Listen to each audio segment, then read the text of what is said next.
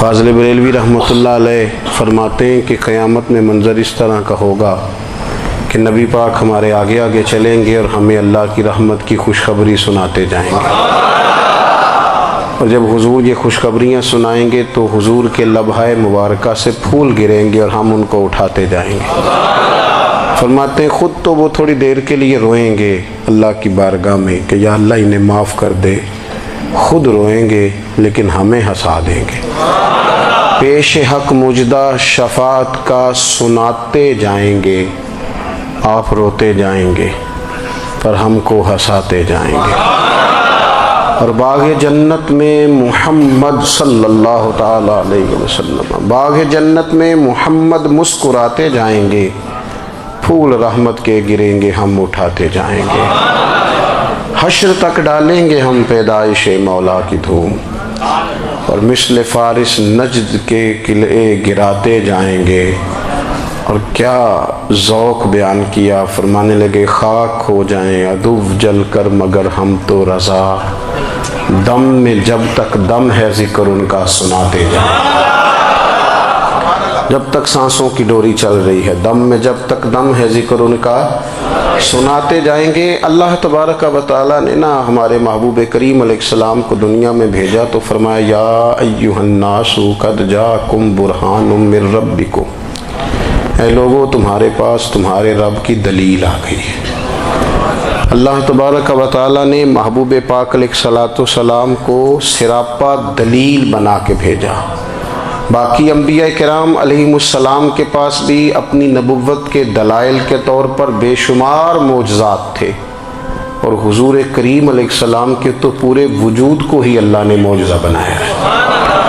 اور نبی پاک صلی اللہ تعالیٰ علیہ وآلہ وسلم کی نبوت کی دلیلیں، حضور کے رسالت کے مستحکم دلائل جگہ جگہ آپ کو ملیں گے۔ سب سے پہلی چیز تو یہ سمجھنے والی ہے کہ نبی پاک علیہ السلام نے جس چیز کو سب سے پہلے اپنی نبوت کی دلیل کے طور پر بیان فرمایا وہ حضور کا کردار ہے، سیرت ہے، عمل ہے، حضور کا لوگوں کے ساتھ رویہ ہے۔ نبی پاک علیہ السلام کی تبلیغ کے 3 دور ہیں۔ ایک تو حضور نے اپنے قول سے تبلیغ فرمائی ہے، وہ 40 سال کی عمر سے محبوب نے اعلان فرمایا اور تبلیغ کی۔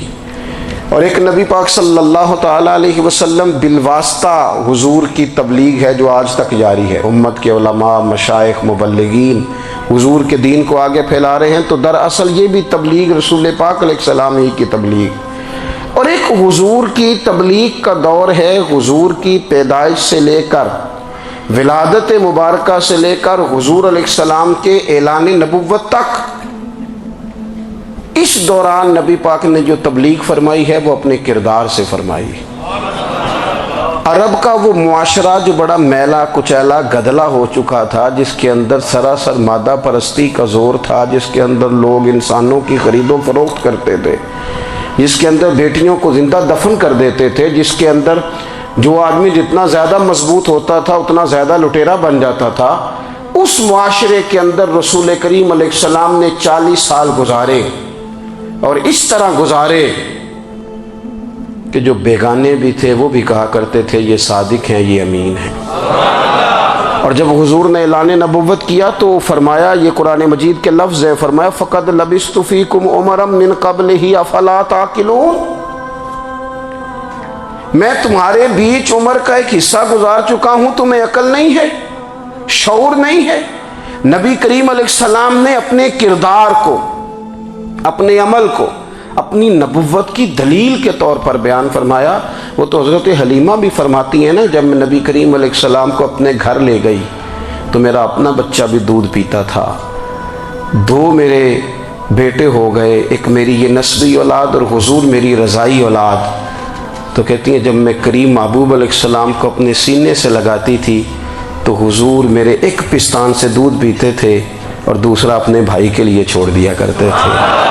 یہاں سے رسول کریم علیہ السلام نے کردار کے ذریعے تبلیغ، اور پھر اعلان نبوت سے پہلے ایک تنظیم عرب کے جوانوں پر، عرب کے سرداروں پر مشتمل بنائی گئی، جس میں نبی کریم علیہ السلام نے بڑا حصہ لیا سرکار نے، اور بڑے اہم لوگوں کو شعور حضور نے عطا فرمائے، وہ اس جماعت کا فیصلہ تھا کہ ہم سارے جوان، سارے بڑے لوگ ملیں گے۔ یہ حضور کے اعلان نبوت سے پہلے کی بات ہے۔ ہم بڑے لوگ ملیں گے، کسی بڑے کو کسی چھوٹے پر ظلم نہیں کرنے دیں گے، کسی آدمی کو کسی غریب کا حق نہیں کھانے دیں گے۔ حضور علیہ السلام نے نا اپنی کردار سے، اپنے عمل سے، اور آپ کا جو عمل ہوتا ہے نا وہ اصل ہوتا ہے۔ ایک ہوتا ہے آپ کوئی بات کرتے ہیں اور ایک ہوتا ہے کہ آپ کوئی عمل کرتے ہیں۔ آپ جب عمل کرتے ہیں تو عمل کے ذریعے بھی لوگوں تک بات پہنچتی ہے کہ دراصل آپ کا اٹھنا بیٹھنا چلنا پھرنا کیا ہے۔ میرے رسول کریم علیہ الصلوۃ والسلام کا اٹھنا بھی ایک نبی کا، بیٹھنا بھی ایک نبی کا، بات کرنا بھی ایک نبی کا، معاملات زندگی کرنا بھی ایک نبی کا، لین دین کرنا بھی ایک نبی کا۔ ایک شخص کہتے ہیں میں نے اعلان نبوت سے پہلے حضور علیہ السلام سے کوئی چیز خریدی تھی اور میں نے عرض کیا تھا آپ یہاں تشریف رکھیں، میں پیسے لے کے آتا ہوں۔ میں 3 دن کے بعد آیا۔ دیکھو یہ بات کرنی کتنی آسان ہے، بولنی کتنی آسان ہے، پر 3 دن یہاں میرے بھائی کو کسی شخص کو 2 گھنٹے انتظار کرنا پڑ جائے تو لوگ کہتے ہیں الانتظار اشد من القتل، یہ تو قتل سے زیادہ تکلیف والا معاملہ ہے منتظر رہنا کسی کا۔ کہتے 3 دن کے بعد میں آیا تو میرے رسول کریم وہیں تشریف فرمایا، بس اتنا فرمایا یار تم نے مجھے بڑی تکلیف میں ڈال دیا، 3 دن ہو گئے یہاں رکے ہوئے۔ تو حضور نے اپنے کردار کو، اپنے عمل کو، اپنے معاملات کو سب سے پہلے اپنی نبوت کی دلیل کے طور پر پیش کیا۔ کسی نے کیا خوب کہا تھا کہ جو تیری جان کے دشمن ہیں وہ بھی کہتے ہیں، وہ جو تیری جان کے دشمن ہیں، بظاہر تو آئے ہیں نا ہجرت کی رات جان لے لے، لیکن امانتیں حضور کے گھر میں رکھی ہوئی ہیں، امانتیں کاشانہ نور پہ پڑی ہیں۔ وہ جو تیری جان کے دشمن ہیں وہ بھی کہتے ہیں کہ امین تو ہے اور صداقت کی آبرو تو ہے، امین بھی تو ہے، صداقت کی آبرو تو ہے۔ تو پہلے کردار، پھر دوسری بات، اللہ تعالیٰ نے اپنے محبوب علیہ الصلوۃ والسلام کو اپنا مطلق نائب بنا کر، اپنا محبوب اعظم بنا کر، ویسے ہی سارے انسانوں کے بارے میں کہا وَإِذْ قَالَ رَبُّكَ لِلْمَلَائِكَةِ إِنِّي جَاعِلٌ فِي الْأَرْضِ خلیفہ، میں زمین میں اپنا نائب بنانے والا ہوں۔ لیکن حضور علیہ السلام تو محبوب ہے نا، حضور کی نیابت تو محبوبیت کے درجے پر فائز ہے۔ تو رسول پاک کو رب کریم نے اس طرح کا بنا کے بھیجا کہ حضرت عبداللہ ابن رواحہ رضی اللہ تعالیٰ عنہ بیان فرماتے ہیں کہ اگر حضور کوئی معجزہ نہ بھی دکھاتے، نبی کریم علیہ السلام سے کوئی اعجاز لوگ نہ بھی دیکھتے، تو محبوب کا تو چہرہ ہی اس طرح کا تھا، لوگوں نے دیکھتے جانا تھا اور کلمہ پڑھتے جانا تھا۔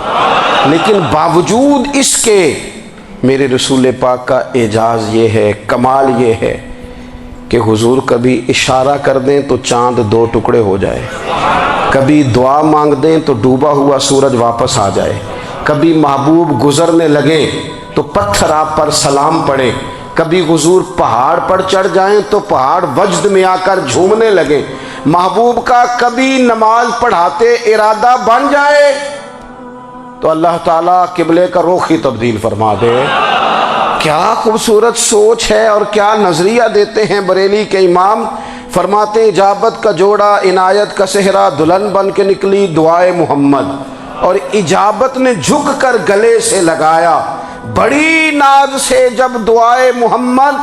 دیکھو خدا کی رضا چاہتے ہیں دو عالم، خدا چاہتا ہے رضائے محمد صلی اللہ تعالی علیہ وسلم۔ اور ایک مقام پہ فرماتے ہیں نائب دست قدرت پہ لاکھوں سلام، نائب دست قدرت پہ لاکھوں سلام۔ تو اللہ تعالیٰ نے نبی پاک صلی اللہ تعالی وسلم کو جو اعجاز۔ پھر ایک اور بات، حضور امی ہیں، دنیا میں آ کر محبوب نے کسی سے پڑھا ہی نہیں۔ میرے محبوب نے جتنا پڑھا ہے رب کریم سے ہی پڑھا ہے۔ الرحمن علم القرآن خلق الانسان، رحمان نے قرآن سکھایا پھر انسان بنایا۔ اللہ تبارک و تعالیٰ کی بارگاہ کرم سے حضور نے لیا۔ رسول کریم امی ہیں، یہ بھی حضور کی نبوت پر ایک بڑی دلیل۔ دیکھو ایک ہوتا ہے کوئی آدمی بچپن سے ہی کسی چیز سے شغف رکھے اور جب اس کی عمر بڑی ہو جائے تو کہتے ہیں اس کا تجربہ بڑا ہو گیا ہے، یہ پہلے کوئی شعر کہتا تھا، کوئی ادبی جملہ کہتا تھا، تو اب اس کی یہ کام کرتے کرتے عمر بڑی ہو گئی ہے تو رسوخ حاصل ہو گیا۔ 40 سال کی عمر مبارک تک نبی کریم نے ایک شعر بھی نہیں کہا۔ حضور علیہ السلام نے کبھی کوئی ایسی بات، ویسے تو حضور کی ہر بات حکمت والی، لیکن جس کو عرب کے لوگ اپنے لہجے میں شاعری یا اپنے لہجے میں ادب کہتے تھے وہ حضور نے بیان نہیں فرمایا۔ لیکن جب 40 سال کی عمر میں اعلان نبوت کیا تو پھر بڑے بڑے فصیح و بلیغ، بڑے بڑے سیانے طفیل بن عمرو کہتے ہیں کہ اس شخص کو بھی میں نے دیکھا جسے بڑا ناز تھا اپنی فصاحت اور بلاغت پر، اور جب وہ حضور کے پاس آیا اور اس نے آ کے کچھ باتیں کی تو محبوب خاموشی سے سنتے رہے، اور جب وہ چپ کر گیا تو میرے کریم نے صرف سورہ فاتحہ پڑھی۔ کبھی اٹھتا تھا، کبھی بیٹھتا تھا، کبھی غور کرتا تھا، کبھی دائیں جاتا تھا، کبھی بائیں جاتا تھا، پھر کہنے لگا بتاؤ نا کلام کس کا ہے؟ فرمایا اس رب کا، اس رب کا، اس رب کا جس کا میں رسول بن کے آیا ہوں۔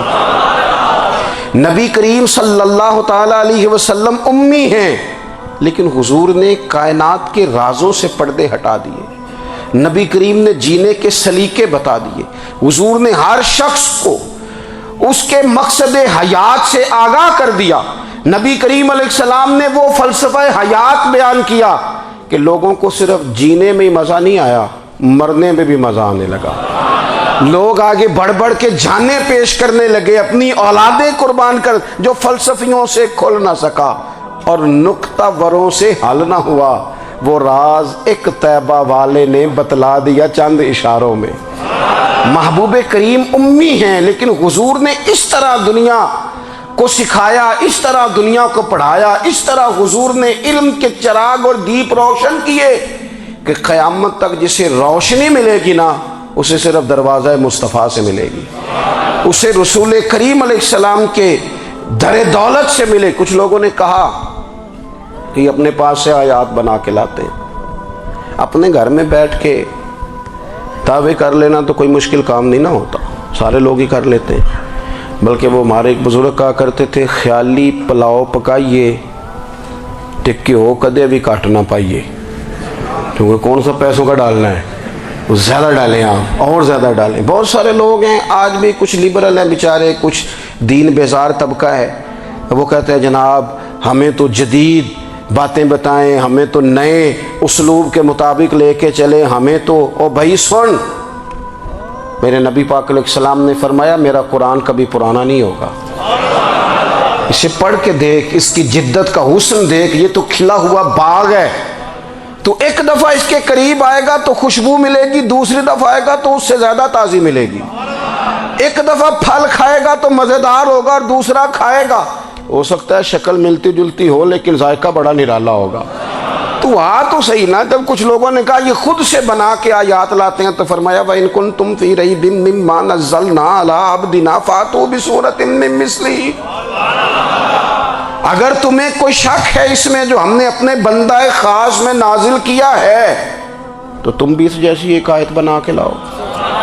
اور چلو چیلنج کھلا ہی دے دیا، فرما وَادْعُوا شُهَدَاءَكُم مِّن دُونِ اللَّهِ، اللہ اور اللہ والوں کو چھوڑ دو، تفسیری ترجمہ عرض کر رہا ہوں، یعنی صحابہ کو چھوڑ دو، حضور کے ماننے والوں کو چھوڑ دو، باقی ساری دنیا کے کافر اکٹھے ہو جاؤ، ایک آیت بس قرآن جیسی لے کے آؤ، ایک آیت لے کے آؤ، ان کنتم صادقین، اگر تم سچے ہو۔ جوانوں سنو، کہا ایک آیت، اور یہ چیلنج آج تک قرآن مجید کا موجود ہے، آج تک وَإِن كُنتُمْ فِي رَيْبٍ مِّمَّا نَزَّلْنَا عَلَىٰ عَبْدِنَا فَأْتُوا بِسُورَةٍ مِّن مِّثْلِهِ، تم قرآن کے مقابلے کی ایک صورت لے کے آؤ اور سارے حمایتی اکٹھے کر لو اپنے، ان کنتم صادقین، اگر تم سچے ہو۔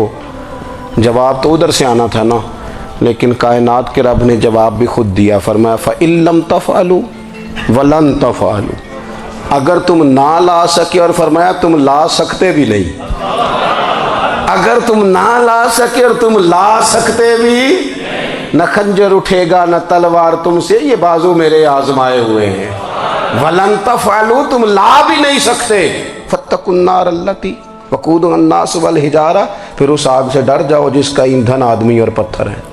اعدت للکافرین، بنائی کافروں کے لیے، بنائی مومنوں کے لیے تو رب نے جنت بنائی ہے۔ اعدت للکافرین، یہ دوزخ اللہ نے کن کے لیے بنائی ہے؟ اعدت للکافرین کہتا ہے کافر کے لیے بنایا۔ تو اللہ تبارک و تعالیٰ نے میرے رسول پاک صلی اللہ تعالیٰ علیہ وسلم کو وہ کتاب عطا فرمائی، اور پھر حضور کی فصاحت و بلاغت، معرفت۔ دیکھو ایک ہوتا ہے گھنٹوں باتیں کرنا، ایک ہوتا ہے کئی کئی والیم پر مشتمل، کئی کئی جلدوں پر مشتمل کتب کا لکھنا، اور ایک ہوتا ہے کسی بندے کا ایک بات کرنا اور سامنے والے کی طبیعت کو اتنا جگا دینا کہ اگلی بات فوراً ہی اس کی سمجھ میں آ جائے۔ اور حضور نہ کسی کی انا کو نہیں جگاتے تھے۔ ہم بعض اوقات کسی سے خطاب کرتے ہیں، بات کرتے ہیں تو سامنے والے کی انا کو جگا دیتے ہیں، ٹھیس پہنچاتے ہیں، وہ کہتا ہے چل پھر تگڑا ہو جا میں بھی آیا۔ حضور انا نہیں جگاتے تھے، میرے نبی پاک ضمیر جگاتے تھے تاکہ وہ شخص فیض حاصل کر سکے، اسے کچھ ملے۔ نبی کریم کا جو انداز تکلم ہے وہ اس طرح کا ہوتا تھا کہ انسان خود بخود کھل اٹھتا تھا کہ مطلب یہ بات ہونے کیا لگی ہے، مطلب حضور کیا فرمانے لگے۔ نبی کریم صلی اللہ تعالیٰ علیہ وسلم، ایک دن محبوب کریم نے صحابہ کے بیچ حضور کی فصاحت و بلاغت دیکھے، فرمایا محبوب نے کتنا نادان ہے وہ شخص جو اپنے ماں باپ کو گالی دے۔ کھلی ہو گئی لوگوں کی آنکھیں، کان کھڑے ہو گئے کہ یا رسول اللہ کون ایسا بدبخت ہے جو ماں باپ کو گالی دے گا۔ تو اب جب سوالات ذہنی سطح پر پوری طور پر ابھر گئے نا، تو اب رسول کریم نے بات سمجھائی۔ یہ ہے فصاحت و بلاغت، تیرے آگے ہیں یوں دبے لچے فصحاء عرب کے بڑے بڑے، کوئی جان منہ میں زبان نہیں بلکہ جسم میں جان نہیں۔ یا رسول اللہ کون ایسا نالائق ہے جو ماں باپ کو گالی دے؟ اب جب ذہنی سطح یہاں تک ابھر آئی تو اب حضور نے سمجھایا، فرمایا جب تم کسی کے ماں باپ کو گالی دو گے نا تو وہ بھی تو جواب میں تمہارے ماں باپ کو دے گا نا، تو فی نفس ہی یہ تم نے خود ظلم کیا ہے اپنے ماں باپ پر۔ کیوں تم نے ایسا لہجہ اختیار کیا کہ جس سے سامنے والے کی انا جاگ جائے، وہ تمہارے مقابلے میں آ کر کے کھڑا ہو جائے؟ کیوں تم نے اس طرح کے انداز اختیار کیے کہ جس سے سامنے والا بھی سارے پنجے کھڑے کر کے باہر نکل آئے اور کہے آ جاؤ پھر میں بھی میدان میں حاضر ہوں؟ رسول کریم کی فصاحت بلاغت دیکھیں نا، حضور دو چار جملوں میں ساری بات سمجھا جاتے ہیں۔ ایک حدیث پاک اگر ہماری سمجھ میں آ جائے، ایک روایت نبی پاک صلی اللہ تعالیٰ علیہ وسلم نے فرمایا خوبصورت مسلمان وہ ہے جو بے مقصد باتوں کو چھوڑ دے۔ لو اس سے پوری زندگی سجائی جا سکتی ہے، ایک جملے سے پوری زندگی سواری جا سکتی ہے، کوئی لمبی چوڑی باتوں میں جانے کی ضرورت نہیں۔ کہا خوبصورت مسلمان یہ ہے جو بے مقصد باتوں کو چھوڑ دے، لا یعنی باتوں کو، کیا کہتے ہیں ہمارے دیہات کے لوگ، جڑے پنڈ جانا نہیں ادھر راہ پوچھنے دی، لیکن آج کل لوگ باز آندے یعنی جس بات کا بالکل تعلق نہیں نا وہ بات بھی کرتے جاتے ہیں، جس کا شعبہ ہی نہیں وہ بھی چھلانگ لگا لگا کے اس میں آ جاتا ہے۔ ہم اپنا وقت ضائع کرتے ہیں، اپنی صلاحیتیں ضائع کرتے ہیں، اپنا نقصان کرتے ہیں۔ ہم اپنا کام صحیح کر کے نہیں کرتے اور دوسری ساری دنیا کو ٹھیک کرنا چاہتے ہیں۔ وہ بھائی آپ جس جگہ جس شعبے سے تعلق رکھتے ہیں آپ اپنے معاملات میں مضبوطی پیدا کریں۔ حضور نے اپنی فصاحت کے ساتھ بلاغت کے ساتھ لوگوں کو قائل کیا، اور قرآن مجید کی تاثیر کا یہ اثر میرے کریم رسول نے دکھایا کہ رات کو جب حضور بیٹھ کے قرآن پاک پڑھتے تھے نا، جب یاسین والے نبی خود یاسین کی تلاوت کریں، جب طٰہٰ والے محبوب خود طٰہٰ کی تلاوت کریں، غور کرو نا جب مدثر والے محبوب خود ان جملوں کو ادا کریں، یعنی جن کے بارے میں آیت آئی ہے جب وہی یہ آیت پڑھیں کہ انا اعطیناک الکوثر، یعنی جن کا ذکر ہو رہا ہے جب وہ یہ بات کریں کہ یا ایھا النبی انا ارسلناک شاہدا ومبشرا ونذیرا لتؤمنوا باللہ ورسولہ وتعزروہ وتوقروہ وتسبحوہ بکرۃ واصیلا، جن کے بارے میں آیت آئی ہے جب وہ یہ کہہ رہے ہوں کہ وَرَفَعْنَا لَكَ ذِكْرَكَ، جب وہ کہہ رہے ہوں وَالضُّحَىٰ وَاللَّيْلِ إِذَا سَجَىٰ، ذرا اس کیفیت کو دیکھیں جب محبوب خود پڑھ رہے ہوں، اور جو حضور پر آئی ہیں اس کا ذائقہ، اس کا لطف، اس کا انداز بھلا کیا ہوگا۔ حضور جب رات کو پڑھتے تھے نا قرآن پاک، تو جو پکے کافر تھے نا، ابو جہل جیسے لوگ، وہ بھی جھاڑیوں میں چھپ چھپ کے مدینے والے کی تلاوت سنا کرتے، حضور کی تلاوت سنا کرتے تھے۔ یہی بہتر ہے کہ پردوں میں وہ پردہ پوش رہے، وہ اگر پردے ہٹا دے تو کسے ہوش رہے۔ رسول کریم علیہ السلام کی تلاوت کا سننا، قریب جانا، یہ اعجاز ہے۔ حضرت فاروق اعظم کہتے ہیں میں طبیعت کا بڑا ڈاڈا تھا، مزاج کا بڑا سخت تھا، زندگی ہمیشہ ڈٹ کر گزاری، باتوں پر کھڑا رہنا آتا تھا، پر جب میری بہن نے مجھے چند آیتیں سنائی نا تو میں تڑپ ہی گیا۔ کروں آیا سا مار مقامنے نو، ہن مینو مار دے لے چلو، اوے متے عمر دی عمر برباد ہو جائے جتھے عمر سوار دے لے چلو۔ یہ اعجاز ہے رسول کریم صلی اللہ تعالی علیہ وسلم پر نازل ہونے والی کتاب کا۔ پھر حضور نے خبریں دی، نبی پاک نے خبریں دی۔ حضور نے فرمایا روم فتح ہوگا، وہ ہوا۔ نبی کریم علیہ السلام نے فرمایا شام فتح ہوگا، تو شام فتح ہوا۔ فرمایا ایران فتح ہوگا، تو ایران فتح ہوا۔ سراقہ بن مالک کہتے ایک گاؤں پر بھی مسلمانوں کی حکومت نہیں تھی، ایک گاؤں پر۔ حضور مکہ مکرمہ سے نکل رہے تھے، مدینہ طیبہ تشریف لے جا رہے تھے، ابھی راستے میں تھے، میں 100 سرخ اونٹوں کے لالچ میں معاذ اللہ حضور کو گرفتار کرنے پہنچ گیا۔ محبوب نے حکم دیا، حضور کا معجزہ میں نے آنکھوں سے دیکھا، میرا گھوڑا زمین میں دھستا چلا گیا، میں نے معافی مانگی، حضور نے معاف کر دیا۔ میں نے سمجھا اچانک ہو گیا ہے۔ یہ منوانا بھی بڑا مشکل کام ہے۔ شجر و حجر پہچان گئے، انسان کی نظروں میں شاکی رہا۔ یہ کچھ ایسے لوگ ہیں جن کو منوانا توبہ توبہ، ماننے کو تیار نہیں، دیکھ دیکھ کے بھی ماننے کو تیار ہے نہیں، ماننے کو تیار ہی نہیں۔ کہتے ہیں کہ میں نے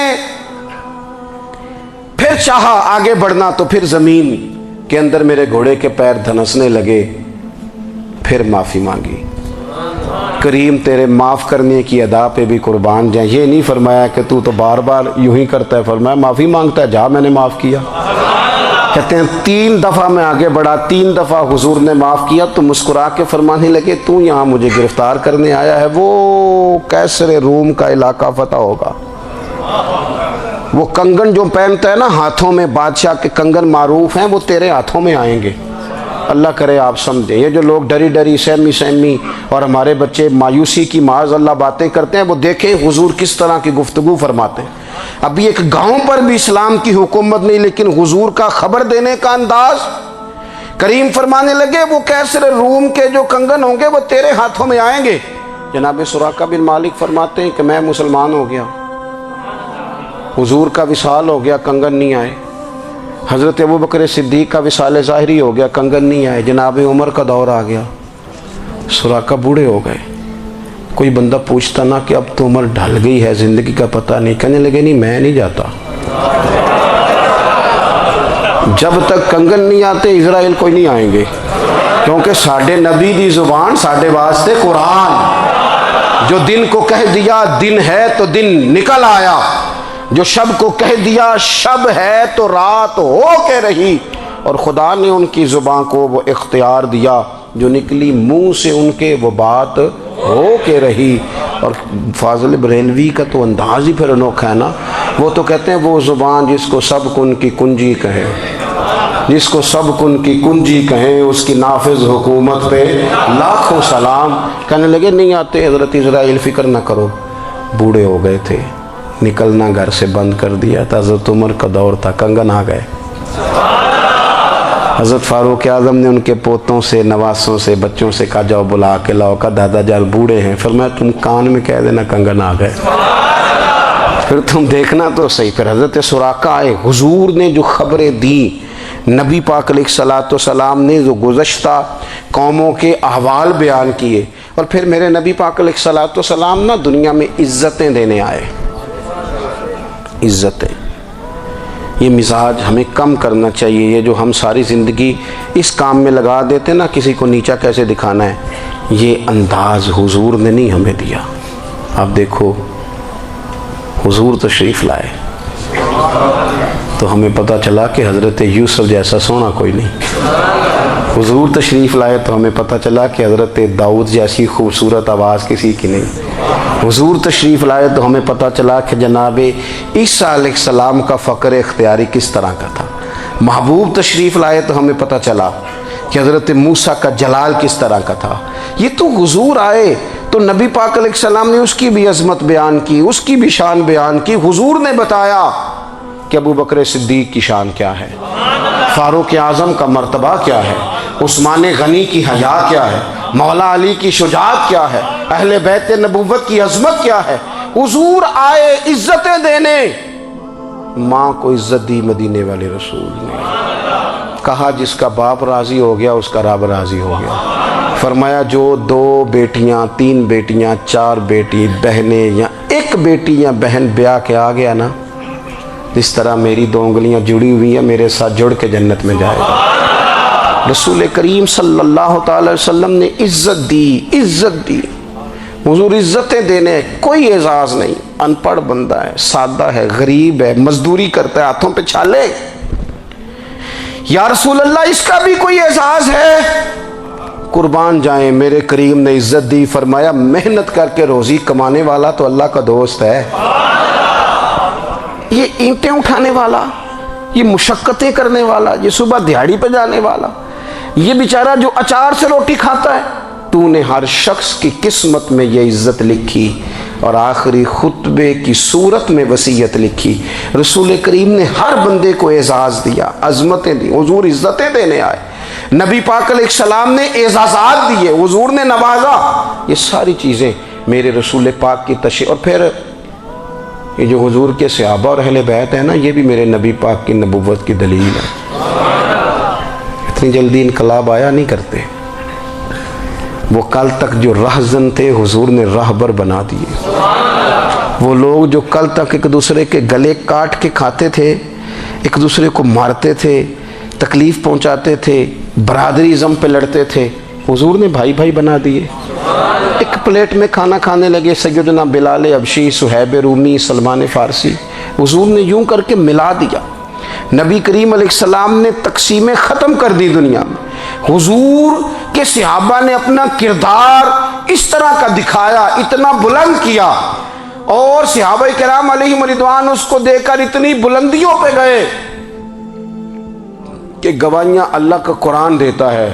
فرمایا محمد الرسول اللہ والذین معہ اشداء علی الکفار رحماء بینہم تراہم رکعا سجدا یبتغون فضلا من اللہ ورضوانا. فرمایا یہ جو میرے محبوب کے ساتھ والے ہیں کافروں پر سخت ہیں, آپس میں نرم دل ہیں. تم جب بھی انہیں دیکھو گے سجدے کرتے دیکھو گے, رکوع کرتے دیکھو گے, تم انہیں دیکھو گے اللہ کی رضا کے متلاشی ہیں. انہیں ساری مادہ پرستی سے نکال کر محبوب نے رب کی رضا کے رستے پہ ڈال دیا.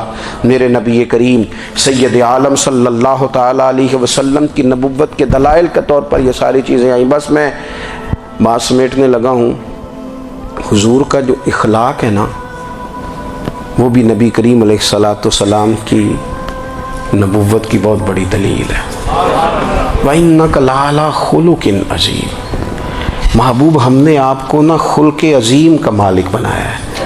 کچھ لوگ سمجھتے ہیں صرف آپ کا بولنے کا انداز ٹھیک ہو تو آپ با اخلاق ہیں. نہیں بھائی, بولنے کا انداز ٹھیک ہونا با اخلاق نہیں, سچ بولنا اخلاق کی علامت ہے.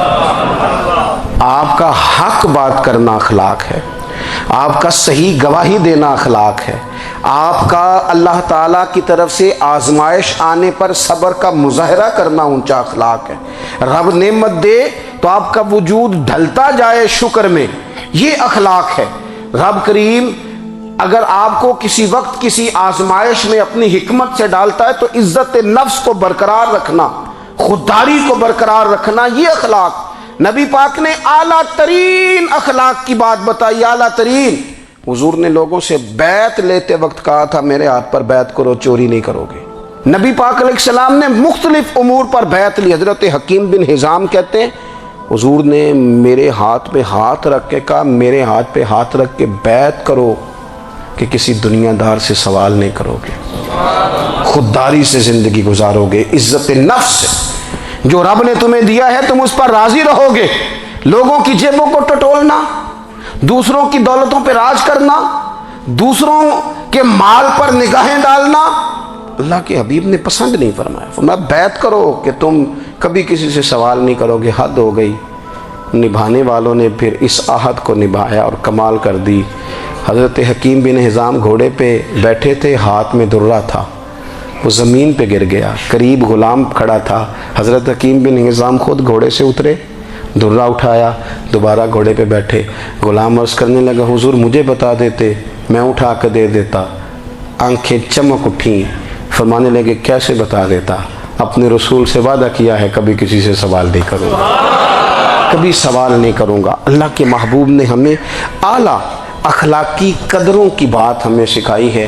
ہم دیکھتے ہیں کہ بڑی جلدی 2 4 5 لوگوں کے غصہ دلانے پر ہم ساری اخلاقی حدوں کو کراس کر جاتے ہیں. دوستو ہمارا ایک ویژن ہونا چاہیے, ہمارے ذاتی رویے بڑے معتبر ہونے چاہیے. لین دین کے معاملات کے اندر مسلمانوں کو بڑا صاف ستھرا ہونا چاہیے. ہمیں اپنی معاشی زندگی میں روزمرہ کے معاملات میں ہماری توجہات کا مرکز صرف اللہ رسول کی ذات ہونی چاہیے. رب کریم نے اپنی حکمت سے کسی کو کتنا دیا ہے یہ اس کی حکمت کے تقاضے ہیں. ہمیں اس نے جس رنگ میں جس حال میں رکھا ہے ہمیں اپنے رب کی رضا پر بہت زیادہ مطمئن ہونا چاہیے. اچھا پھر ایک اور بات, صاحب ابن حشام لکھتے ہیں کہ حضرت اسماء بنت ابی بکر صدیق رضی اللہ تعالی عنہا کی ڈیوٹی لگائی تھی جناب صدیق اکبر نے کہ بیٹے غار ثور میں نا روز کھانا تازہ پکا کے پہنچانا ہے. یہ آپ کا کیا نام ہے علاقے کا, کورڑے والا. تو کورڑے والا میں نا آپ بہت سارے لوگ ایسے ہیں جو یہاں 40 سال سے رہ رہے ہوں گے, 50 سال سے رہ رہے, بچیاں یہیں پیدا ہوئی یہیں بڑی ہوئی. تو یہاں اگر وہ بچی جو یہیں پیدا ہوئی ہے وہ کبھی رات کو نکل جائے نا باہر ماچس لینے اپنے محلے میں دکان پہ, سویرے شور پڑ جاتا ہے. اگر ابا گھر نہ ہو تو لوگ ابا جی کو بتائیں کہ تیری تو بیٹی رات کو یا ماچس لینے آئی ہوئی تھی. تو ممکن ہے والد صاحب بندوق نکال لیں کہ بیٹی عزت ہوتی ہے, وہ گلی میں کیسے آ گئی رات کو, حالانکہ اس کے سارے اپنے چچا ماما سب وہی ہے, اپنا علاقہ ہے, کوئی ایسا مسئلہ. پھر بھی نکلتی ہیں بیٹیاں رات کو, جو مرضی بھی ہو جائے بیٹی نکلتی ہے. لیکن یہ وفا اگر سیکھنی ہے تو جناب صدیق اکبر سے سیکھو. غار ثور میں تازہ کھانا اور بیٹی جوان اور رات کو پہنچانا ہے. ہاں رات کو. اور پھر نرالا رنگ یہ ہے کہ اب جو جاتے ہیں نا اللہ خیر کرے حاجی غار ثور پہ, وہ فجر کی نماز کے وقت جاتے ہیں اور جگہ جگہ وہاں رستے میں جو ہے وہ چائے کا بندوبست ہے, بیٹھنے کی جگہ. پھر بھی حاجی آ کے ڈینگیں سناتا ہے, بڑھ کے مارتا ہے جی میں پہنچ گیا جی 2.5 گھنٹے میں, اور میں گیا جی وہاں پھر میں نفل پڑھ کے آیا. بالکل جی آپ تو بڑی دلیری کا کام کر کے آئے. لیکن حضرت اسماء اب رستے بھی بن گئے, آسانی ہو گئی.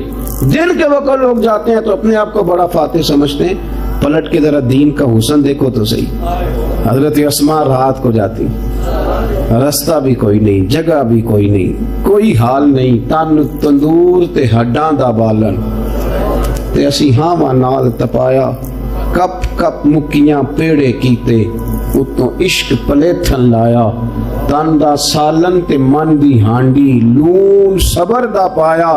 غلام فریدا وے میں ساری تیری, تینوں وجہ یقین نہیں آیا. غلام فریدا میں ساری تیری, ساری, بیٹے بھی, غلام بھی, خادم بھی, پیسہ بھی, غلام فریدا وے میں ساری تیری, تینوں وجہ یقین نہیں آیا. حضرت اسماء کو کہا پتر رات کو کھانا. جناب اسماء کہتی پہلے دن کھانا پکایا تو دوسرے دن میں پہنچا کے آئی رات کو. دوسرے دن کھانا بنا رہی تھی تو میں کوئی کسی معمولی آدمی کی بیٹی تو نہیں تھی نا, میں تو سردار کی بیٹی تھی. کسی کی ضرورت نہیں تھی کبھی پلٹ کے میرا گھر بھی دیکھے. لیکن میں اندر روٹی پکا رہی تھی تو دروازے پہ شور ہوا. کہتے میں باہر گئی تو ابو جال بہت سارے لوگوں کو لیے میرے دروازے پہ. میں باہر آئی تو میں نے کہا کیا حال ہے, میرے دروازے پہ تو کبھی کسی کو طاقت ہی نہیں تھی آنے کی. قبیلے کے سردار کا گھر تھا, وہاں کیا بات ہے؟ تو کہتی ہیں चौक के अंदर भरे मजमे में अबू जाल कहने लगा, अस्मा बताओ कहाँ गए तुम्हारे वालिद नबी पाक अलैहिस्सलाम को लेके? नौजवानों जरा दिल पे हाथ रख के सुनना। हजरत अस्मा बिनत अबी बकर कहती है, मैं चौराहे पे खड़ी हो गई, अगर कहती हूँ मुझे पता है तो वफा इजाजत नहीं देती, ये तो जाएंगे हुजूर को तकलीफ दे देंगे। अगर मैं कहती हूँ मुझे पता नहीं तो ये झूठ है और मेरे नबी की शरीयत इजाजत नहीं देती। मिनट मिनट पे झूठ बोलना और कहानियां सुनाना, ये सीखो अखलाक। हजरत अस्मा बिनत अबी बकर कहती है, उसने फिर कहा, बताती क्यों नहीं, कहाँ गए? फरमाते 1 मिनट रह गया था मेरे पास सोचने का, मैंने क्या बचाना है, शरीयत भी बचानी है, वफादारी भी बचानी है। फिर मैंने अपनी सारी हिम्मत जमा की, फिर मैंने टटोला सारा कुछ और मैंने सारी दलेरियां जमा करनी, अल्लाह से तौफीक मदद मांगी। फरमाती हैं वो गरजदार आवाज में बोला, चुप क्यों हो, बताती क्यों नहीं? जनाब अस्मा कहती हैं, फिर मैंने फैसला किया कि मैंने दोनों चीजें ही बचानी है, शरीयत भी वफा भी बचाऊंगी। तो जनाब अस्मा सुनना जुमला दीवानो, फरमाने लगी, अबू जाल सुन, फिर मुझे पता है वो दोनों कहाँ हैं, पर तेरे अंदर जितनी ताकत है तू सारी लगा ले, मैं बताऊंगी नहीं वो किधर गए। हाँ ना तू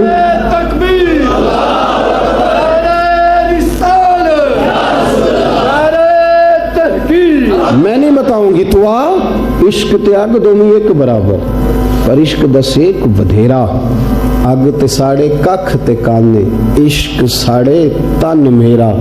ते अग दा दारू मींह ते पानी, कोई दसे हाँ भला इश्क दा दारू केड़ा। ते बुल्ले शाह उते कुछ भी न बचदा, जिथे इश्क होरां दा डेरा। फरमाती है कि जब मैंने कहा ना कि मुझे पता है मैं बताऊंगी नहीं, तो बेबस हो गया, सच के सामने बेबस हो गया। और जब बंदे के पास दलील खत्म होती है तो झगड़ा करता है, कहते उसने एक थप्पड़ मारा।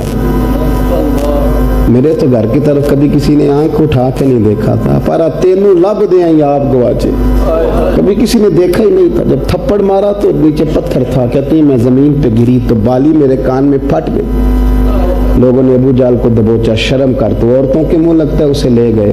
कहती मैं रोती हुई उठी, कभी किसी ने आंख उठा के नहीं देखा था। और मैंने खून पूंछा, चेहरे पे कपड़ा लपेटा, उसी तरह रोटी पकाई, रात जरा और गहरी होने दी। ज़्यादा दुनिया सो गई तो खाना बांध के मैं गारे सौर में पहुंची। बेटियां तो फिर बेटियां ही होती हैं, ये तो पता नहीं मालिक ने किस तरह का रिश्ता बना दिया है। फरमाती है कि जब मैं पहुंची, जनाब सिद्दीक अकबर में ढका हुआ चेहरा देखा तो कि पुत्र खैर है? नहीं अब्बा जी कुछ नहीं, खाना खाने। बेटे बताओ क्या बात है? कुछ नहीं, आप खाना खाएं। तो हुजूर ने फरमाया, अस्मा बोलती क्यों नहीं, क्यों चेहरा छुपाया है? तो जनाब अस्मा कहती है, खोला तो खून फिर बह गया। जनाब सिद्दीक अकबर परेशान हुए, बेटे क्या हुआ? अर्ज की कुछ नहीं, मुझे ना सच की सजा मिली, मैंने वफा और शरीयत दोनों बचाई हैं। अबू जाल ने मुझे थप्पड़ मारा है, पर हुजूर न मैं घबराई हूँ न लड़खड़ाई हूँ। सुनिया मैं खाना पका के लाई हूँ और फिर खाना खोल दिया, खाना खाने लगे। पहला लुकमा जनाब सिद्दीक अकबर के हलक में गया तो आंसू भी ज़रा बह गए खुल के। क्या दुआ है, क्या अंदाज है, गारे सौर के अंदर क्या हुस्न है। मेरे रसूल करीम सल्लल्लाहु ताला अलैहि वसल्लम की प्यारी साहिबजादी हजरत अस्मा कहती हैं, नबी करीम सल्लल्लाहु अलैहि वसल्लम ने हाथ उठाए दुआ के लिए। क्या दुआ दी? फरमाया, ऐ अल्लाह मैं अबू बकर से राजी हूँ, तू भी इससे राजी हो। यारो इतना महंगा सच बोला लोगों ने, इतनी महंगी दयानतदारी की, और यहाँ हमारा मंजर क्या, झूठ पे झूठ, दगे पे दगा, फरेब, गलत बयानी। कभी भी अपनी जिंदगी अपने अखलाक को संवारें। ये जुबान बड़ी कीमती है, ये कलमा पढ़ ले तो बंदा मोमिन हो जाता है। ये बड़ी कीमती है, ये बड़ी कीमती, और ये दिल बड़ा कीमती है, इसको आलूदा नहीं करना, इसे जब भी खिलाना है हलाल ही खिलाना। मदीने के अंसार के बड़े बड़े सरदार आखिरी नबी सल्लल्लाहु अलैहि वसल्लम के हाथ पर बैत करते हैं, इस्लाम और मेरे आका अलैहिस्सलातु वस्सलाम की हिफाजत में जाने कुर्बान करने की। जब कुफार को मालूम हुआ कि मुसलमानों की तादाद बढ़ रही है, जानिसारान मुस्तफ़ा की तादाद बढ़ रही है, तो ये मुसलमानों के मुखालिफ हुए और उन्होंने मुसलमानों पर जुल्म और सितम के पहाड़ तोड़ना शुरू कर दिए। صحابہ کرام علم رضوان نے پیارے آقا علیہ الصلوۃ والسلام سے اجازت لے کر مدینہ پاک کی طرف ہجرت کرنا شروع کر دی۔ مکے میں رہنے والے تقریباً سبھی مسلمان ہجرت کر گئے سوائے ان لوگوں کے جو مشرقین کے قیدی تھے یا مریض تھے یا کمزور تھے۔ میرے آقا علیہ الصلوۃ والسلام نے عاشق اکبر حضرت سیدنا صدیق اکبر اور حضرت مولا علی رضی اللہ عنہ کو اپنے ساتھ مکے میں ہی رکنے کا ارشاد فرمایا۔ اللہ پاک کی طرف سے ابھی ہجرت کا حکم نہیں ملا تھا۔ حضرت سیدنا ابو بکر صدیق رضی اللہ عنہ انتظار میں تھے کہ پیارے آقا علیہ الصلوۃ والسلام کے ساتھ سفر ہجرت کا موقع ملے۔ بڑے شوق سے 4 مہینوں تک اپنی 2 اونٹنیوں کو کیکر کے پتے کھلائے تاکہ سفر ہجرت میں کام آئے۔ دار ندوہ وہ جگہ تھی جہاں مکے میں کفار اپنی میٹنگ کیا کرتے تھے، مشورے کیا کرتے تھے۔ تو یہاں انہوں نے میٹنگ کی کہ ہر قبیلے سے ایک نوجوان کو سلیکٹ کیا جائے اور سب معاذ اللہ میرے آقا علیہ الصلوۃ والسلام پر یک بارگی حملہ کر دیں تو سب قبیلوں سے خون بہا نہیں لیا جا سکے گا۔ خون بہا کیا ہوتا ہے؟ قتل کی قیمت، معاوضہ۔ جبریل امی سید الملائکہ علیہ الصلوۃ والسلام نے اس بات کی خبر مکے مدینے کے تاجور صلی اللہ علیہ وسلم کو دی۔ اللہ پاک کا حکم آ گیا کہ مکے سے مدینے کی طرف ہجرت کرنی۔ دوپہر کا وقت تھا۔ میرے نبی، آخری نبی مکی مدنی صلی اللہ علیہ وسلم صدیق اکبر کے گھر آ کر انہیں ہجرت کی اجازت ملنے کا بتاتے ہیں اور یہ بتاتے ہیں کہ آج ہی رات ہجرت کا ارادہ ہے۔ اب عاشق اکبر کا عشق رسول دیکھیے، یہ خبر سنتے ہی عرض کی یا رسول اللہ، میرے ماں باپ آپ پر قربان، کیا مجھے بھی آپ کے ساتھ چلنے کا شرف ملے گا؟ فرمایا ہاں، تم ہی میرے رفیق سفر ہوگے۔ یہ سنتے ہی صدیق اکبر اتنا خوش ہوئے کہ آنکھوں سے آنسو جاری ہو گئے، خوشی کے آنسو۔ 2 اونٹنیاں صدیق اکبر رضی اللہ عنہ نے سفر ہجرت کے لیے پال رکھی تھی۔ ایک بہتر اونٹنی بارگاہ رسالت میں سواری کے لیے پیش کی۔ میرے آقا علیہ الصلوۃ والسلام نے اسے قیمت لگا کر ہی قبول کیا۔ اب صدیق اکبر کی جانثاری دیکھیے، فہم دیکھیے، تدبر دیکھیے، وفاداری دیکھیے، ہجرت کا انداز دیکھیے، کیسا پلان بناتے ہیں۔ کفار مکہ کی جاسوسی پر اپنے بیٹے کو لگاتے ہیں کہ ان کے ساتھ رہے اور ان کے خطرناک ارادوں سے ہمیں باخبر رکھے، اپڈیٹ کرے۔ اپنے غلام کو غار ثور میں قیام کے دوران بکریوں کا دودھ پہنچانے کا کام سونپتے ہیں۔ اپنی بیٹی کو کھانے کا انتظام کرنے کا فرماتے ہیں اور 3 دن غار میں کھانا پہنچانے کی ذمہ داری بیٹی کی لگاتے ہیں۔ اور عبداللہ بن عریقط جو کہ مشرک تھا، اس سے مدینہ پاک کا راستہ دکھانے کے لیے کرائے پر رکھتے ہیں۔ سبحان اللہ، کیسی پلاننگ ہے۔ میرے آقا علیہ الصلوۃ والسلام کی ہجرت کے لیے کھانا تیار ہوتا ہے صدیق اکبر کے گھر، اور صدیق اکبر کی شہزادی کھانا تیار کرتی ہیں۔ عاشق اکبر صدیق اکبر نے اپنے گھر میں جمع کیا ہوا سب مال اپنے پاس جو لیا تھا ساتھ لے لیا۔ کتنا تھا وہ مال؟ 5000 درہم یا 7000 درہم۔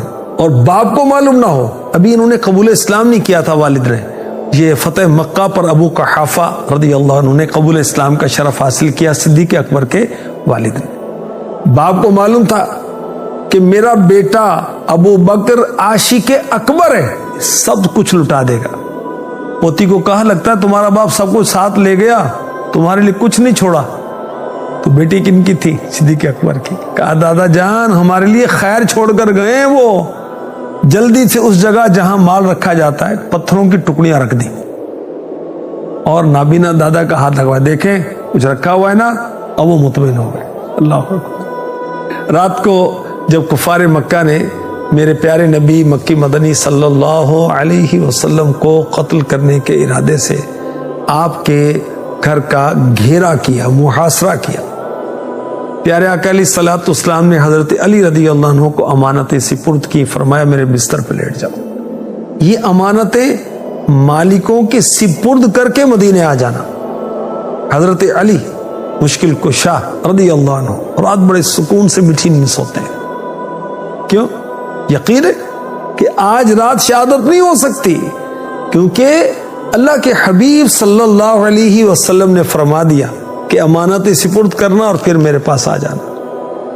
اللہ کے حبیب صلی اللہ علیہ وسلم نے ایک مٹھی خاک مٹی ہاتھ میں لی، سورہ یاسین شریف کی ابتدائی آیتوں کی تلاوت فرماتے ہوئے گھر سے باہر تشریف لائے، اور جو گھیرا کیے ہوئے کافر تھے ان کے سروں پر مٹی ڈالتے ہوئے میرے آقا علیہ الصلوۃ والسلام اس شان سے تشریف لے گئے کہ کسی کو نظر نہیں آیا۔ مقام حزورہ پر کھڑے ہو کر کعبے کو دیکھا، میرے آقا علیہ الصلوۃ والسلام نے فرمایا، اے شہر مکہ، تو مجھے دنیا میں سب سے زیادہ پیارا ہے، اگر میری قوم مجھ کو مجبور نہ کرتی میں تیرے سوا کہیں اور نہ جاتا۔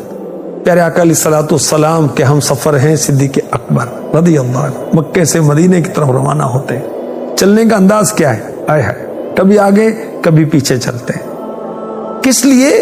کہ اگر کوئی نقصان پہنچانا چاہے تو میں آڑے آ جاؤں۔ سبحان اللہ۔ راستے میں صدیق اکبر کی مبارک انگلی زخمی ہو گئی، خون صاف کرتے ہوئے کہہ رہے ہیں، انگلی تجھ سے صرف خون ہی تو بہا ہے، تجھے جو تکلیف آئی ہے کیا وہ اللہ پاک کی راہ میں نہیں ہے؟ چلتے چلتے پیارے آقا علیہ الصلوۃ والسلام کے مبارک قدم جب زخمی ہوئے تو صدیق اکبر نے پیارے آقا علیہ الصلوۃ والسلام کو اپنے کندھوں پر اٹھا لیا اور غار ثور تک پہنچا دیا۔ سبحان اللہ، بہت اونچا غار ثور۔ غار ثور پر صدیق اکبر پہلے خود غار میں داخل ہوتے، غار کو صاف کرتے، اس میں جو سوراخ تھے اس میں اپنے کپڑے کو پھاڑ کر بند کرتے، ایک سوراخ باقی رہ گیا، اور یہ وہی سوراخ تھا جس میں سانپ اپنا راستہ نکالتا ہے۔ صدیق اکبر رضی اللہ تعالی عنہ پیارے آقا علیہ الصلوۃ والسلام کو عرض کرتے ہیں غار میں آنے کا، اور جو سوراخ بچ گیا اس پر اپنی پاؤں کی ایڑی رکھتے ہیں۔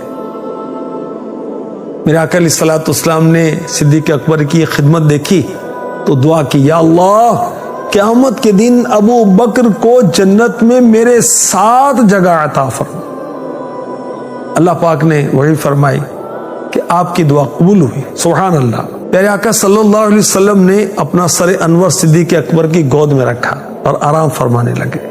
مفتی احمد یار خان نعیمی رحمۃ اللہ تعالی علیہ فرماتے ہیں، اس موقع پر یہ سعادت صرف صدیق اکبر کو پوری دنیا میں حاصل تھی، یہ جو عبادت کر رہے تھے، حضور کا چہرہ دیکھ رہے تھے۔ سبحان اللہ۔ صدیق اکبر نے جس سوراخ پر ایڑی رکھی ہوئی تھی اس میں چھپے ہوئے سانپ نے آپ کی ایڑی پر ڈس لیا۔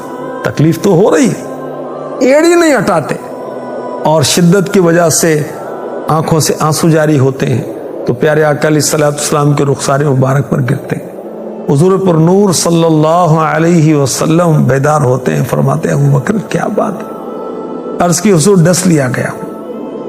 اللہ کے رسول صلی اللہ علیہ وسلم نے جہاں سانپ نے ڈسا تھا اپنا تھوک مبارک لگایا، زہر کا اثر چلا گیا، مگر ڈسنے کا نشان باقی رہا۔ کہتے ہیں کہ آج بھی صدیق اکبر رضی اللہ تعالی عنہ کی نسل میں انگوٹھے پر سانپ کے ڈسنے کا نشان موجود ہے۔ اور یہ بھی کہا گیا کہ میرے آقا علیہ الصلوۃ والسلام کے لعاب دہن اقدس کی برکت سے صدیقیوں کو کوئی سانپ ڈستا نہیں ہے، اگر ڈس لے تو زہر اثر نہیں کرتا۔ غار ثور میں صدیق اکبر کو پیاس لگی تو میرے نبی، سچے نبی، اچھے نبی، پیارے نبی، سونے نبی صلی اللہ علیہ وسلم نے صدیق اکبر کو کیسا پانی پلایا؟ دودھ سے سفید، شہد سے میٹھا، اور فرمایا یہ اللہ پاک نے خصوصاً تمہارے لیے جنت الفردوس سے غار ثور تک نہر بنا کر پانی بھیجا تاکہ تم پی سکو۔ کفار قریش پیارے آقا صلی اللہ علیہ وسلم اور صدیق اکبر کا پیچھا کرتے ہوئے قدموں کے نشانات کی مدد سے غار تک پہنچے۔ کفار کی آہٹ پا کر صدیق اکبر گھبراتے ہیں اور عرض کرتے ہیں، یا رسول اللہ صلی اللہ علیہ وسلم، اب ہمارے دشمن اس قدر قریب آ گئے کہ قدموں پر نظر ڈالیں تو ہمیں دیکھ لیں گے۔ میرے نبی صلی اللہ علیہ وسلم دلاسا دیتے ہیں، لا تحزن ان اللہ معنا، غم نہ کرو، بے شک اللہ ہمارے ساتھ۔ اللہ پاک نے غار کے باہر ان دونوں کے قدموں کے نشانات اپنی قدرت سے مٹا دی۔ غار کے منہ پر مکڑی کا جالا بن دیا گیا، اس کے کناروں پر کبوتری نے انڈے دے دی۔ یہ منظر دیکھ کر کفار سمجھے یہاں کوئی نہیں، واپس چلے گئے۔ اللہ حضرت کا شعر یاد آ رہا، جان ہے جان کیا نظر آئے، کیوں عدو گرد غار پھرتے ہیں؟ میرے نبی صلی اللہ علیہ وسلم ایمان کی جان ہے، تو جان نظر آتی ہے، ہمیں اپنی جان نظر نہیں آتی نا، تو کیوں دشمن غار کے گرد پھر رہے ہیں؟ سبحان اللہ۔ 3 دن تک غار ثور میں قیام رہا۔ اس قیام کے دوران صدیق اکبر رضی اللہ تعالی عنہ کا بیٹا آپ کو مکے کے کفار کی خبریں دیتا۔ جب وہ باہر نکلتا تو آپ کا صدیق اکبر کا آزاد کردہ غلام بکریاں لے کر آتا تھا تاکہ آپ کو بکریوں کا دودھ پیش کرے، اور آپ کے بیٹے کے پیچھے بکریوں کا ریوڑ چلاتا تاکہ صدیق اکبر رضی اللہ عنہ کے شہزادے عبداللہ کے قدموں کے نشانات مٹ جائیں، کسی کو ان کے آنے کی خبر نہ ہو۔ سبحان اللہ۔ صدیق اکبر رضی اللہ عنہ کی بیٹی 3 دن بڑی رازداری تک کھانا پہنچاتی ہیں۔ چوتھے دن آپ حضرات غار سے باہر تشریف لائے تو عبداللہ بن اریقط صدیق اکبر کے حکم پر 2 اونٹنیاں لے کر انتظار کر رہا تھا، جس پر دونوں حضرات سوار ہو کر مدینے کی طرف سفر شروع کرتے۔ ساحل کے خفیہ راستے سے مدینے کی طرف عبداللہ بن اریقط چل پڑا۔ صدیق اکبر رضی اللہ تعالی عنہ کی اونٹنی پر میرے نبی سوار ہے۔ ادھر مکے میں اعلان ہوتا ہے جو ان دونوں کو گرفتار کرے 100 اونٹ ملیں گے۔ اس مجلس میں سراقہ بن جعشم بھی بیٹھا تھا، ابھی قبول اسلام کا شرف حاصل نہیں ہوا تھا۔ سراقہ اپنے گھوڑے پر سوار ہو کر میرے آقا علیہ الصلوۃ والسلام اور صدیق اکبر کا پیچھا کرتے ہیں۔ قریب پہنچتے ہیں تو صدیق اکبر نے کہا یا رسول اللہ، ہمیں پکڑنے والا قریب آ گیا۔ پیارے آقا علیہ الصلوۃ والسلام نے فرمایا لا تحزن ان اللہ معنا، غم نہ کر، اللہ ہمارے ساتھ ہے۔ صدیق اکبر رونے لگتے ہیں۔ فرمایا اے ابو بکر کیوں روتے ہو؟ عرض کی یا رسول اللہ، اپنے لیے نہیں روتا، اس خوف سے روتا ہوں کہیں آپ کو تکلیف نہ پہنچ جائے۔ عاشق اکبر ہے نا۔ میرے آقا علیہ الصلوۃ والسلام نے دعا کی اور سراقہ کا گھوڑا زمین میں دھنس گیا۔ اس نے عرض کی تو میرے آقا علیہ الصلوۃ والسلام نے معاف کر دیا، گھوڑا زمین سے نکلا اور سراقہ بن جعشم یہ واپس ہو گئے۔ بعد میں انہوں نے قبول اسلام کا شرف حاصل کیا تھا۔ بالآخر میرے آقا علیہ الصلوۃ والسلام اور صدیق اکبر مقام قبا پر پہنچتے ہیں۔ دوران سفر اللہ کے رسول کے انوار صدیق اکبر پر اس طرح پڑتے ہیں کہ قبا والے آقا اور غلام کی پہچان کرنے میں مشکل میں آ جاتے ہیں۔ جب دھوپ آئی، صدیق اکبر نے جب اللہ کے رسول صلی اللہ علیہ وسلم پر اپنی چادر پھیلائی تو لوگوں نے پہچانا آقا کون ہے، غلام کا۔ قبا میں اللہ کے رسول صلی اللہ علیہ وسلم 12 ربیع الاول پیر کے دن پہنچے، اور یہی تاریخ اسلامی کی ابتدا ہے۔